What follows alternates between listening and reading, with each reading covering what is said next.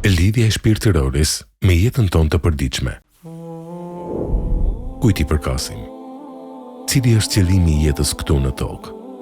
Ku do të shkojmë pas vdekjes? Këto pyetje i kanë munduar mendimtarët për shumë kohë. Ne kemi marrë përgjigje nga shumë njerëz dhe burime, disa të besueshëm, disa jo. Në këtë video kemi zgjedhur të ndjekim përgjigjet dhe mësimet e profetit Muhammed a.s. dhe ato që jepen nga Islami. Do të mundohemi t'i lidhim këto mësime me jetën e përditshme në shumë mënyra. Kurani thotë se unë jam krijuar për një qëllim, domethënë për të adhuruar Zotin një. Unë nuk i krijova xhinët dhe njerëzit për tjetër, pos që të më adhurojnë. Surja Dhariyat 56. E ne i thamë, o Adem, ti dhe bashkëshortja juaj banoni në xhenet dhe hani lirisht nga frutat e tij, ka të doni, por mos ju afroni asaj bime, peme, e të bëheni zullumqar të vetvetes tuaj. Por djalli i bëri që ata të dy të mashtrohen atë pem ose xhenetin dhe i nxori ata nga ajo e mirë që ishin në të, e ne u thamë, zbritni, dilni, jeni armiq të njëri tjetrit, e ju, deri në një kohë në tokë, keni vendbanim dhe dëfrim. Surja Bekare 35-36. Pra, ne i përkasim Zotit, por është mëkati ynë ai që na largon nga ai. Kjo është ajo që mësova nga historia e krijimit. Në këtë mënyrë, jam përpjekur gjithë jetën time që të lidhem me Zotin, të kthehem tek ai, sa herë që mëkati më largon nga krijuesi. Kjo është një betejë e vazhdueshme, që ndodh çdo minutë të çdo dite. Prandaj është shumë e rëndësishme për mua të lidhem shpirtërisht me Zotin çdo ditë. Ka shumë mënyra për të lutur dhe për të lidhur me Zotin. Disa prej praktikave të mia janë të zbatueshme për muslimanët dhe disa mund të bëhen nga kushdo. 5 namazet e përditshme.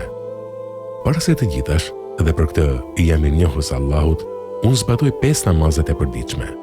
Nuk mund të ketë lidhje më të fuqishme shpirtërore se sa të arrish tek prania hynore me anë të faljes rituale. Ai mund të jetë shumë sfidues, veçanërisht përpjekja për të ngritur për namazin para agimit. Ndonjëherë më sfiduese është përpjekja për të falur pjesën tjetër të namazeve ndërsa jemi në punë. Në përgjithësi, në vendet ku punojmë, nuk ka një vend posaçëm ku ne mund të falemi. Prandaj duhet të improvizojmë një vend për të falur në kohë. Kjo është një betejë e përditshme, por për mua një përkujtues i fuqishëm është fakti që më sheh krijuesi dhe se detyrimi im i parë është ndaj tij. Kjo më lejon të mbetem i lidhur shpirtërisht me Zotin çdo ditë. Mund të duket e vështirë që të falesh çdo ditë 5 herë, por nëse i premton vetes edhe Zotit për ta bërë këtë, do të mahnitesh se si bëhet si një natyrë e dytë. Secili namaz të ha vetëm pak minuta dhe mund të jetë një përvojë e shpejtë dhe e bazuar në një ditë të ngarkuar. Ne mund të bëjmë gjithashtu lutje jo rituale për të lidhur me Zotin, si duaja. Këto janë lutje të rregullta personale kur i drejtohem Zotit drejt për gjëra të ndryshme. Kjo është një mënyrë e përsosur për të forcuar lidhjen tënde me Zotin. Çdo ditë flas me Zotin dhe i them se çfarë ndjej, edhe pse ai e di, dhe i kërkoj atë që dua. Kjo më ndihmon që t'i afrohem atij dhe kjo thellon afërsinë time me të. Për shembull, në mëngjes e nis ditën duke thënë: O Allah, ti je Zoti im. Asnjë nuk e meriton të adhurohet përveç teje. Ty të mbështetem dhe ti je Zoti i Arshit të Madh. E di që Zoti di gjithçka dhe mund të bëjë çdo gjë. O Zot, kërkoj mbrojtjen tënde nga e keqja e vetesime dhe nga e keqja e të gjitha krijesave, që u ke dhënë pushtet mbi ne. Me të vërtetë Zoti im është në rrugën e drejtë. Transmetohet se profeti Muhammed a.s. ka thënë se asgjë nuk do ta pikëllojë atë që e thot këtë ditën dhe natën. Para se të nis punën time them Bismillahirrahmanirrahim, që do të thotë me emrin e Allahut, mëshiruesit, mëshirbërësit. Unë them gjithashtu: O Zot, asgjë nuk është e lehtë përveç asaj që ti e bën të lehtë. Çdo vështirësi bëhet e lehtë me vullnetin tënd. Para se të ha ose të pi diçka, duhet të them përsëri Bismillahirrahmanirrahim. Shpesh harroj ta them këtë, veçanërisht nëse jam i uritur ose i etur. Një mënyrë tjetër me të cilën mund të lidhem me shpirtëroren është duke dëgjuar CD ose kaseta, ndërsa udhtojmë për në punë. Kam vendosur që ta filloj udhtimin për në punë me fjalinë e Zotit. Kam një koleksion me CD të Kuranit të lexuar nga imami i xhamisë së madhe në Mekë, zëri i cilit është shumë i bukur. Ndërsa udhtoni për në punë, ju mund të përdorni kasetën tuaj të preferuar shpirtërore fetare. Të lutesh me fëmijët dhe të lutesh për ta. Unë me fëmijët e mi, zakonisht i lutemi Zotit me zë, që t'i mbrojë ata para se të bie në gjumë. Kjo është bërë zakon, saqë sa herë që harroj ose jam i lodhur, fëmijët e mi më kujtojnë të lutem për ta. Unë them, i kërkoj mbrojtje Zotit nga e keqja e atyre që kanë zili. I lutem gjithmonë Zotit që të mbroj bashkëshorten dhe fëmijët e mi, sepse pa mbrojtjen e tij, ne jemi me të vërtetë të dobët. Është shumë e rëndësishme të flasim me fëmijët tanë për fen. Nëse Zoti është i rëndësishëm për ne, ashtu si ai është për mua, atëherë Zoti u prezantohet fëmijëve natyrshëm. Nuk është e rëndësishme se sa mund të flasësh për Zotin.